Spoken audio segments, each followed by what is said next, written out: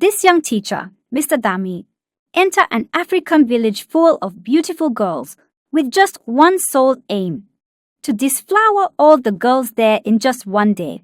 Here's how it happened. Once upon a time in the village of Ayanfe, there lived a man named Mr. Dami. Mr. Dami was a young teacher from the big town of Ibokun. His mind was sharp, his words smooth, and his smile could melt even the sternest hearts.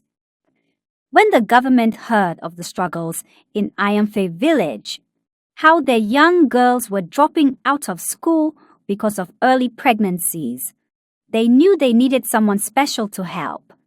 That someone was Mr. Dami. The news of his transfer spread like wildfire. "He's coming to teach our daughters about life," the villagers whispered with excitement. His mission was clear: to educate the girls about their bodies, how to use protection, and how to avoid unwanted pregnancies that could ruin their futures. For, in Ayanfe, once a girl got pregnant, her books were shut forever, and she was married off to the man who had claimed her innocence. When Mr. Dami arrived, the village turned out to welcome him. The elders, dressed in their finest clothes, stood under the great Iroko tree. Baba Ajani, the oldest and wisest, stepped forward. "Teacher Dami," he said, his voice like a drumbeat, "you have come to save our daughters. They are like flowers in a storm, and we need you to shield them." Mr. Dami nodded, his face serious. "I am here to guide them," he replied, "to teach them how to avoid mistakes that will close the doors to their future. They will learn to stay safe, to choose wisely, and to value their education above all." The parents sighed with relief. They had seen too many dreams crumble like dry leaves. "With Dami here, things will change," they said, their hearts filled with hope. But as the villagers celebrated his arrival, no one saw the glint in Dami's eye, a spark that hinted at secrets he kept hidden in the folds of his charming smile. Mr. Dami quickly became the talk of the village. His ways were different from the old teachers the girls had known. He spoke to them gently, not with scolding or shouting. When he taught, it felt like a story unfolding, with every word holding their attention like the strings of a puppet. He held his classes under the big mango tree in the schoolyard. The girls, sitting on wooden benches, listened as he explained things they had never dared to speak of. "A condom," he said one day, holding one up for them to see, "is a shield. It protects you from the consequences of carelessness." His voice was calm, but his words carried power. The girls nodded, their young minds absorbing every detail. "Your education is your future," he told them, "and you must not let anything or anyone take it away from you." Parents, watching from afar, marveled at how their daughters seemed eager to attend school again. "This Dami," they whispered, "is a blessing. Look how he opens their eyes." But the admiration was not one-sided. The girls began to look at Dami with wide eyes, filled with something more than respect. His charming smile, his soft voice, the way he spoke to each of them like they mattered. It stirred feelings they didn't yet understand. They trusted him completely, like sheep following a shepherd, unaware of the wolf that hid beneath his kindness. At first, Dami's actions seemed harmless. He started with small things, a touch on the shoulder here, a playful compliment there. "You're very smart," he would tell a girl, smiling warmly. "One day, you'll go far." His words made them blush, and his charm wrapped around them like the soft wool of a sheep's coat. But soon, Dami's intentions grew darker. One sunny afternoon, after a lesson on the dangers of unprotected sex, he clapped his hands to gather the girls' attention. "Now, you've all listened well. he said, his voice firm yet friendly. But to truly understand what I am teaching, we must go beyond words. Learning is better with practice, isn't it? The girls exchanged curious glances. What kind of practice could he mean? Dami smiled, sensing their confusion. Don't worry, he said. This is to help you understand, so you can protect yourselves in the future. He paused, letting his words sink in. One by one, I will show you how everything I've taught works. Follow me inside, and I will explain privately. The first girl hesitated, but didn't question him. After all, he was their teacher, their guide. She followed him into the small room behind the classroom. Don't be shy, he said, closing the door softly behind them. This is for your benefit. Inside, Dami's tone changed. His voice grew softer, and his words were laced with persuasion. The girl, unsure of what was happening, trusted him completely. He was the teacher, and teachers didn't lie. Inside, Mr. Dami opened the protection pack and asked the girl to help fix it on him, just the way he had taught them earlier. The innocent girl, thinking this is truly part of the lessons and education, did exactly as Mr. Dami instructed. Just like that, Mr. Dami started touching her in a way that wasn't normal. And from there, they ended up on desk having fun. When Mr. Dami was done, the girl came out, her face was blank, and her steps were unsteady. The other girls looked at her with curiosity, but she said nothing. Mr. Dami had told her not to tell anyone what had happened inside, not her friends, or even her parents. For what happens in the room must stay in the room. So, the girl kept quiet about it. Dami called the next girl, and the pattern repeated. One by one, they entered the room, and one by one, they left with silent lips and heavy hearts. The girls didn't speak about what happened inside. Each one thought she was the only one, and shame kept their mouths shut. Dami's charm and authority silenced them, like a hunter who traps his prey without making a sound. And so, the bright light of their innocence dimmed, one shadow at a time, as Dami's hidden agenda unfolded behind closed doors. Mr. Dami thought his secrets were safe. He believed the four walls of the small classroom hid his actions, but he didn't know that eyes were watching. One hot afternoon, as he called yet another girl into the room, Mako, the village's troublemaker, stood outside, peering through a crack in the wall. Mako had been drawn to the schoolyard by curiosity. He had noticed the pattern, girls leaving the classroom one by one, their faces shadowed with confusion.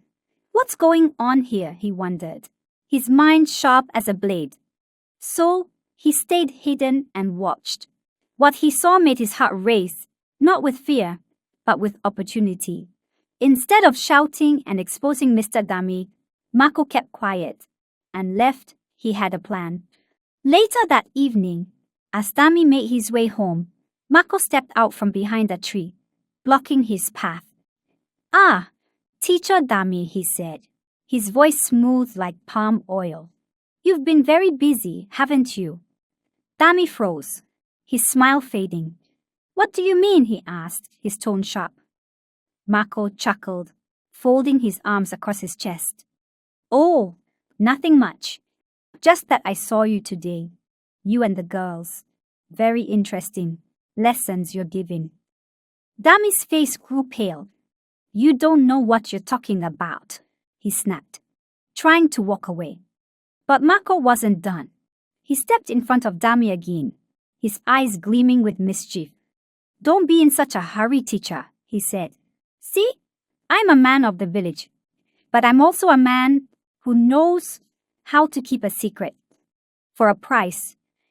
Dami's heart pounded in his chest like a trapped bird. He knew Mako's reputation. If this man spoke, everything would be ruined. What do you want? Dami asked, his voice low. Mako leaned in, his grin widening. It's simple, he said, When you're done with the girls, send them my way. Let me have my share of the education." Dami hesitated, his mind racing, but he knew he had no choice. Mako's threat hung in the air like a storm cloud, ready to burst. Finally, he nodded. "Fine," he said, his voice bitter, "but keep your mouth shut." And just like that, the twisted partnership began. The next time Dami called a girl into his room, Mako waited in the shadows. When Dami was done, he sent the girl to Mako, saying, "Go to my friend Mako. He'll teach you something else." Mako, always ready, welcomed them with open arms. "You're safe with me," he would say, his words dripping with deceit. Together, they formed a pact, each man feeding off the other's wickedness. But the shadows they cast grew darker with each passing day, and though they thought their secret was safe, the truth was like smoke. It could not be hidden forever. It started with Aduni, one of the brightest girls in the village. She was always the first to answer Dami's questions, and the last to leave class. After one of Dami's private lessons, Aduni began to feel strange. Her body felt heavy, and her stomach churned like a pot of boiling soup. At first, she brushed it off. "It's nothing," she whispered to herself. "Maybe it's the yam I ate this morning." But the nausea didn't go away. Day after day, she grew more tired, and her appetite disappeared like smoke in the wind. Aduni kept her troubles to herself. She was afraid to tell her mother, who was strict and wouldn't understand. "If she knows, she'll beat me," Aduni thought, her heart pounding. Meanwhile, Dami continued as if nothing was wrong. His charming smile and smooth words masked the growing storm. He called the girls one by one, his web of deceit growing larger with each passing day. But the shadows were starting to shift. The girls' silence was like a dam holding back a flood. And soon, the cracks would begin to show. One warm evening, as the sun dipped behind the hills, the girls gathered by the river to fetch water. They laughed and chatted, their voices mingling with the sound of the rushing stream. But Aduni, sitting quietly on a rock, seemed distant. Her friend, Morayo, noticed and asked, "Aduni, are you okay? You've been so quiet these days." Aduni hesitated, her hands trembling. She looked at the other girls and said softly, "I don't feel well. Ever since my private lesson with Mr. Dami." The other girls fell silent. Morayo's eyes widened and she whispered, "He calls me for private lessons too." Aduni's head shot up. "He does." One by one, the girls began to speak. "He called me last week," one said, her voice shaky. "Me too," another added. The realization hit them like a heavy stone. They weren't the only ones.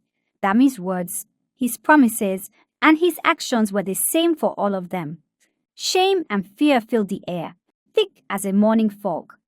"What do we do?" Morayo asked, her voice barely audible. "We can't tell anyone," Aduni said quickly. "Who would believe us? They'd blame us instead."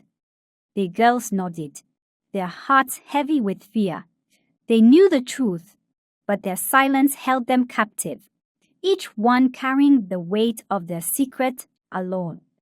But the cracks in the dam were growing wider, and it was only a matter of time before the flood would break free. One quiet evening, Mama Aduni sat outside her hut, peeling cassava for dinner. From inside, she heard a sharp sound, Aduni retching again. Mama Aduni rushed in to find her daughter hunched over, holding her stomach. "Aduni, are you sick?" she asked, her voice full of worry. "No, Mama," Aduni replied quickly, wiping her mouth. "It's just the food. I'm fine." But Mama Aduni wasn't convinced. She noticed the way Aduni avoided her gaze and the tiredness in her movements. Elsewhere in the village, Mama Morayo was also growing suspicious. She noticed her daughter's clothes were getting tighter, and her once cheerful child now seemed quiet and withdrawn. Morayo, she asked one day, why don't you eat with us anymore? Are you hiding something? Mori shook her head, but her silence spoke louder than words. It wasn't long before other mothers began to see the same signs in their daughters. Vomiting, swollen faces, the sudden need to avoid questions. One by one, whispers turned into murmurs, and murmurs grew into alarm. The mothers gathered under the great Iroko tree, their faces heavy with worry. Something is wrong, Mama Aduni said, her voice trembling. Our daughters are not the same. Yes, Mama Morayo agreed. They hide their faces like criminals, and their bodies, they are changing. Baba Ajani, who had been listening quietly, finally spoke. This is no coincidence, he said, his voice deep and steady. We must find the truth. Call the girls and ask them. If they know what's going on, they must speak. The villagers nodded in agreement. The time for silence had passed. That evening, the mothers and elders gathered their daughters under the mango tree. The air was heavy, and the stars above seemed dim. Speak, Baba Ajani commanded, his voice like a clap of thunder. What is troubling you? Why are you hiding from us? The girls looked at each other, their eyes filled with fear. None of them dared to speak, their secrets locked tightly in their hearts. But the parents were relentless. They questioned them one by one, their voices growing sharper with each denial. Finally, Aduni broke down, her tears falling like rain. It was Mr. Dami, she confessed, her voice shaking.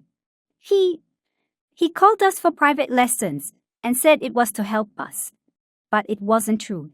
He lied to us. Gasps filled the air. Mr. Dami?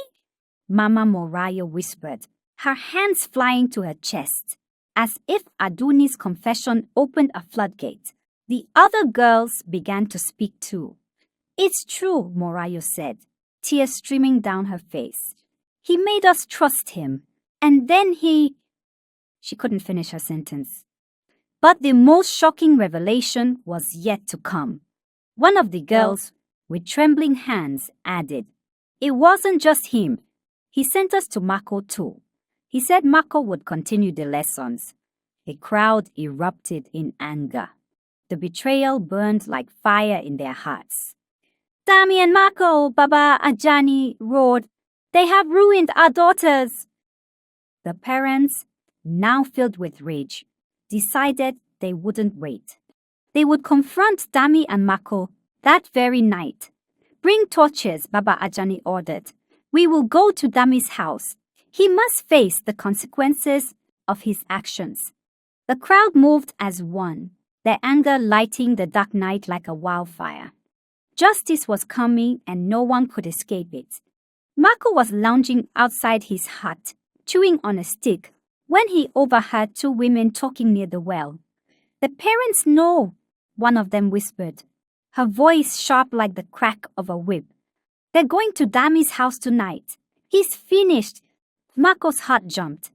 He spat out the stick and ran as fast as his legs could carry him to Dami's house. Bursting through the door, he found Dami calmly writing on a slate, unaware of the storm brewing outside. Dami! Mako panted, his chest heaving. They know. The parents are coming for you. They found out everything. Dami's hand froze, and the color drained from his face. What do you mean, everything? I mean everything, Mako hissed. The girls have spoken. They know what we've done. For a moment, Dami stood frozen, his mind racing. Then, like a man drowning, he grabbed onto the first thought that came to him.